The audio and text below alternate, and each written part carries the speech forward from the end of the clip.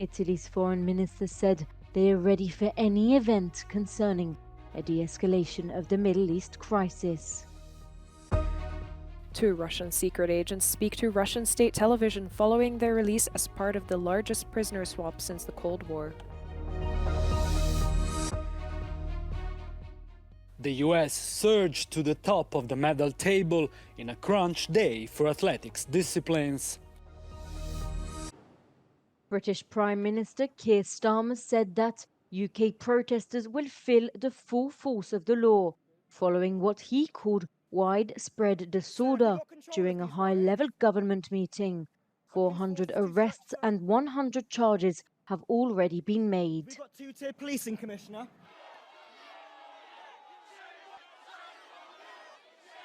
That should send a very powerful message to anybody involved, either directly or online, that you are likely to be dealt with within a week and that nobody should be involving themselves in this disorder.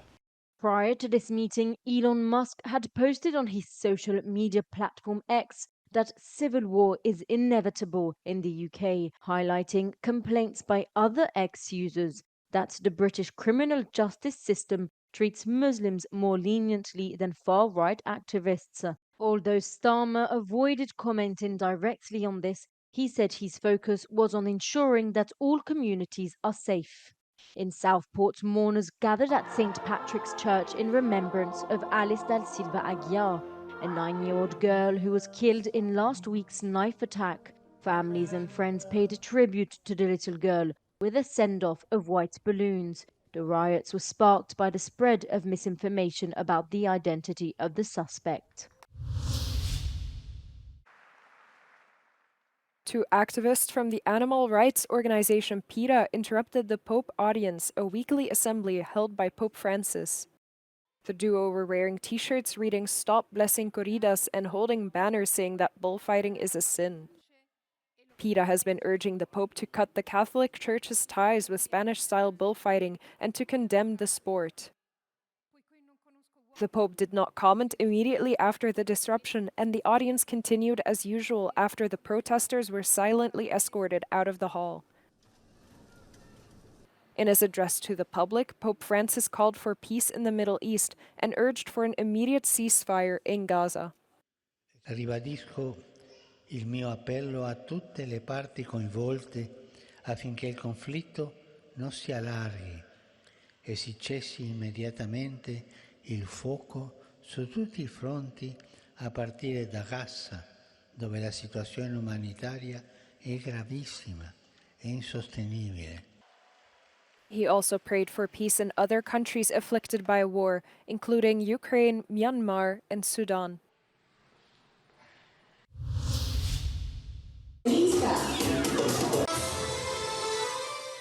Despite the ongoing war with Russia, the Nemo Dolphinarium in Odessa regularly fills up with visitors. Children and adults from all over Ukraine come to watch the performance. According to their trainers, just as dolphins perceive visitors, they can also detect the manifestations of war in their surroundings. Когда слышен какой-то взрыв вдалеке, все, что они слышат, это вибрации. Да, и они могут просто залечь на дно. The wartime environment can affect the attraction, with constant power cuts affecting the temperature of the pool and some trainers having gone off to fight at the front. In addition, the dolphins need a very varied diet of up to 13 types of fish a day. Alerts are frequent, so only a fraction of the performances make it to the end. In case of necessary evacuation of the animals, the dolphinarium staff has prepared a precise procedure. Всередину великих грузових автомобілів поміщені великі мобільні басейни разом з тренерами, до яких вони звикли. Until the last moment, some of these dolphins remained in Kharkiv, but with it regularly experiencing missile strikes, were then moved here.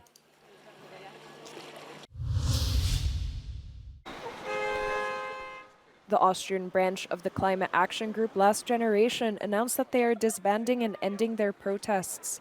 Activists say that they aren't seeing any prospect for success and that the government is not responding to their requests. Protestform war zu dem Zeitpunkt, zu dem wir uns dazu entschlossen haben, unbedingt notwendig. Also wir brauchten auch eine gewisse Alltagsdisruption. Und am Ende des Tages ist das Problem des Scheiterns ja eher das, dass sich nicht genug Menschen getraut haben, nicht den Mut hatten, gegen die Regierung jetzt wirklich friedlich aufzustehen und sich dagegen zu lehnen. Last Generation had several tactics, but mostly relied on disruptive forms of action. One of the group's infamous acts includes blocking traffic by gluing themselves to busy roads and airport tarmacs. Communication experts say that this form of disruption does catch the public's attention, but is often short-lived and does not result in political change. Ist besser so, meiner Meinung nach, weil sie nichts erreichen damit. Warum? Weil das auf einer hohen Ebene entschieden werden muss und nicht auf der Straße. Finde ich nicht so gut, weil die Aufmerksamkeit der Klimaaktivisten schon dazu beigetragen hat, dass die Menschen sich ein bisschen Gedanken machen. Activists of the group claim that this does not mean the resistance is over, but instead that it is time for new and different campaigns to form. Hamas says it has chosen Yahya Sinwar, its top official in Gaza, as its new political leader.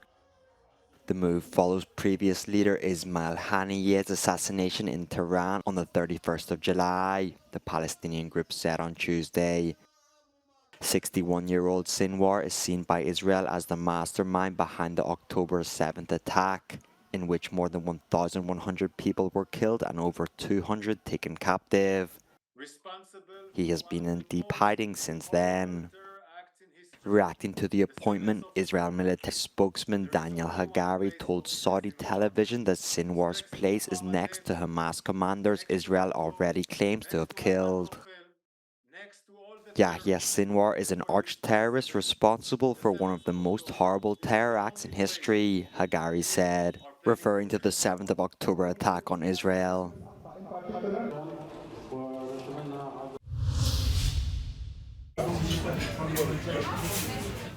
On a typical weekday, this Greek restaurant just a couple of hundred meters away from the Eiffel Tower usually sees a massive queue winding down the street. More than 15 million visitors were expected in the French capital during these Paris Olympics, but the promised boon hasn't happened according to this restaurant owner. Et que nous, ça fait un an, on se prépare en fait à recevoir ces touristes qu'on attend depuis un an. Donc on recrute, on refuse des congés, etc. au staff. Et en fait, on s'est rendu compte qu'au mois de juin, juillet, on a une nette baisse de fréquentation allant de moins 30 à moins 60% sur certains jours. Mais on va dire que depuis le début des épreuves, on a quand même une légère hausse comparée aux saisons précédentes qui permettent quand même de lisser un petit peu cette activité. Close to some of the major competition sites, restrictions ahead of the games have limited movement in this area, making it difficult for tourists to access and pushing many residents to flee the capital. This classic French restaurant a couple of streets away had to remove its terrace due to security measures, losing approximately 62% of its seating capacity. Ça désencourage beaucoup de personnes et c'est donc une perte de fréquentation. C'est aussi un peu aléatoire, c'est très arbitraire, on ne sait pas comment les zones ont été définies. La différence de terrasse se joue à un trottoir. En face, il la possède encore, nous on ne l'a plus. In order to make up for the losses, the restaurant raised its prices by more than 30%. But not everyone is complaining. This restaurant owner in the same area claims that they have been full since the start of the games.